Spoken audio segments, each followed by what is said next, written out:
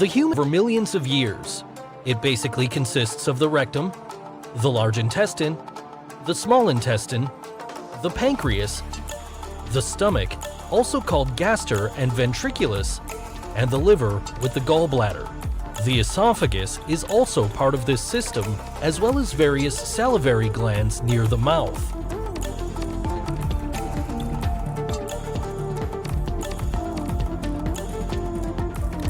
First, the food is broken up in the mouth by the teeth and then mixed with saliva with the help of the salivary glands. Saliva contains a digestive enzyme called amylase that already begins to digest carbohydrates in the mouth. It splits carbohydrates into smaller units.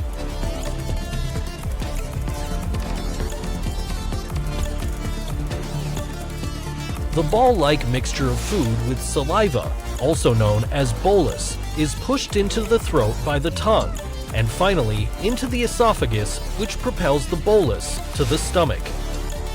The esophageal lumen, that is, the opening inside the esophagus, is very flexible, which allows boluses of different sizes to be transported.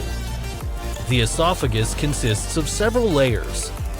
These layers occur throughout the entire digestive tract. The two outer muscle layers are responsible for peristalsis. Through these two muscles, the bolus can be transported from the mouth to the stomach, even if the person is standing on his head.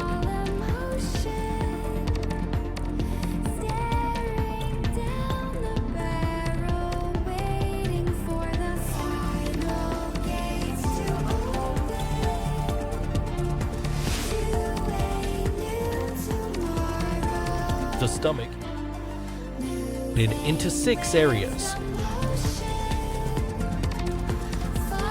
The stomach is composed of a similar structure to the esophagus. It has a longitudinal muscle layer on the outside. Underneath, we can find circular muscle fibers. In addition to this, there is an oblique muscle layer overlaying the mucosa. On the inside, there are rugae that allow the stomach to enlarge when food is consumed. The stomach wall contains gastric glands. They produce mucus, which is able to protect the stomach wall from the secreted gastric acid. Gastric acid is produced by simply smelling, but also spices, and the stretching of the stomach causes the secretion, that is, the release of gastric acid. About 1 to 2 liters of gastric juice are produced per day. Since the esophagus does not have a protective mucus layer like the stomach and esophagus are separated by a sphincter. It relaxes when a bolus is pushed from the esophagus into the stomach and then contracts to prevent acid and food from going back up. Gastric juice consists, among other things, of hydrochloric acid, the enzyme pepsin, the intrinsic factor, and lipase for the digestion of fat.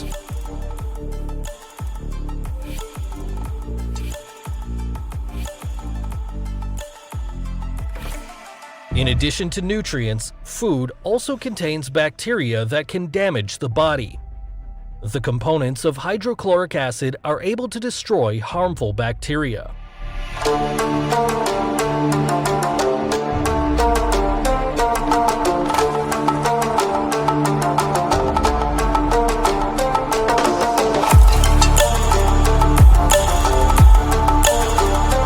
In addition, hydrochloric acid converts pepsinogen, also released by the gastric glands, into pepsin. Pepsin is able to break down proteins in the stomach.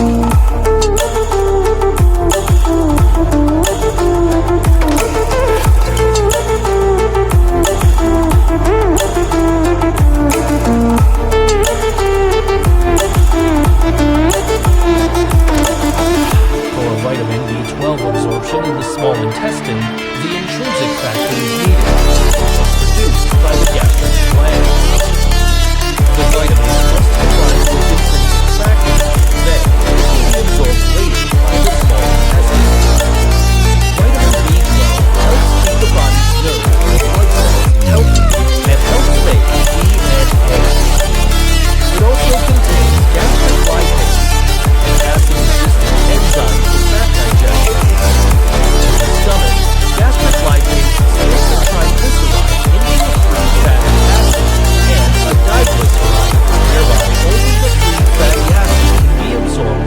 body.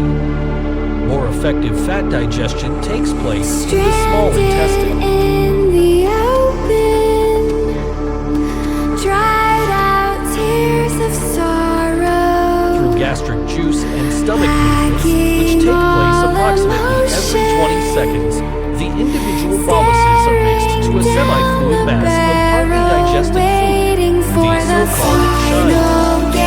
The chine cannot enter the duodenum at first because there is a sphincter at the stomach exit. The pyloric sphincter resembles the esophageal sphincter. The pyloric sphincter opens only a few millimeters so that large pieces will remain inside the stomach.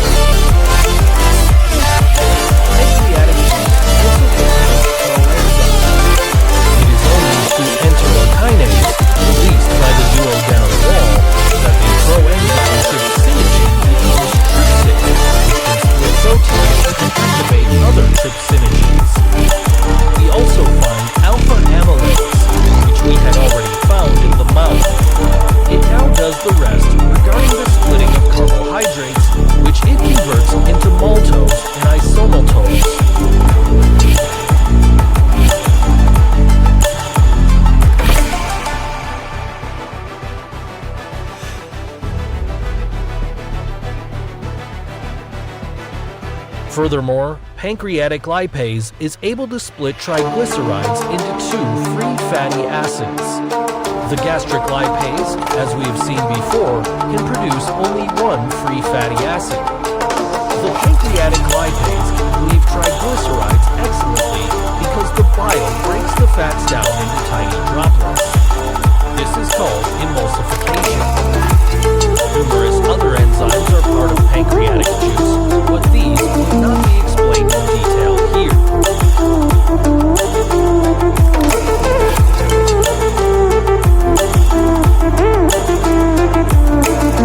Bile is produced by the liver cells and transported to the gallbladder. The bile is stored in the gallbladder and finally added to the food in the duodenum or the ampulla of Vater. The pancreas also releases juice via the ampulla of Vater. The small intestine consists of three sections: duodenum, jejunum, and ileum. The ileum continues into the large intestine in the right lower abdomen. The duodenum and the jejunum have circular folds to increase the contact surface of the food. These circular folds extend about 1 centimeter into the lumen of the small intestine. These folds are covered with small finger-like projections called villi. Villi increase the surface considerably. Villi are about 1 millimeter long. Dried out tears of sorrow, lacking all emotion. Each villus contains blood capillaries and a lymphatic capillary called lacteum, which we will see later. The nutrients contained here are absorbed by the villus and transferred to the blood capillaries. Moving with the motion, following the light that sets me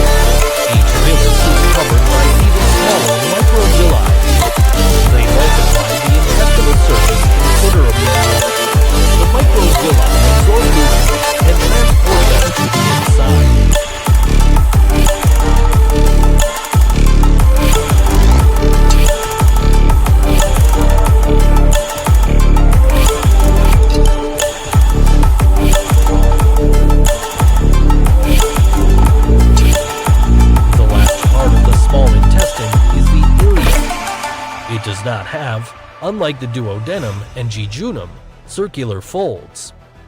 The ileum absorbs electrolytes, such as calcium for building bones, hair, and teeth. Trace elements, such as zinc for sperm production and the immune system. Vitamins, such as B12 for the formation and maturation of red blood cells. And remaining bile acid, which is transported back to the liver via the bloodstream.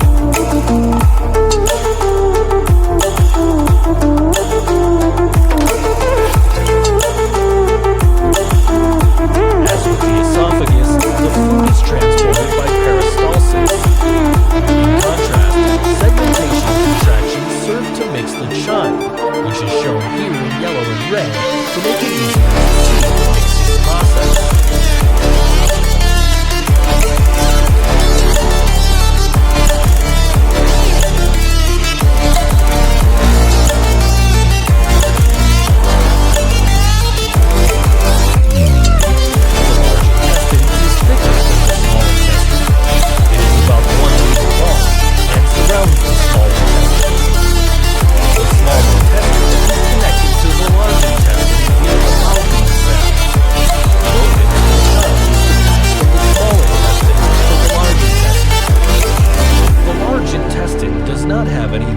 Like the small intestine, because most digestible substances have already been absorbed in the small intestine.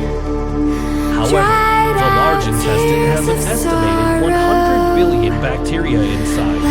They are important for many other tasks, such as the production of vitamins and the decomposition of fiber for the body's energy production. Any of these bacteria are an important part of the immune system by killing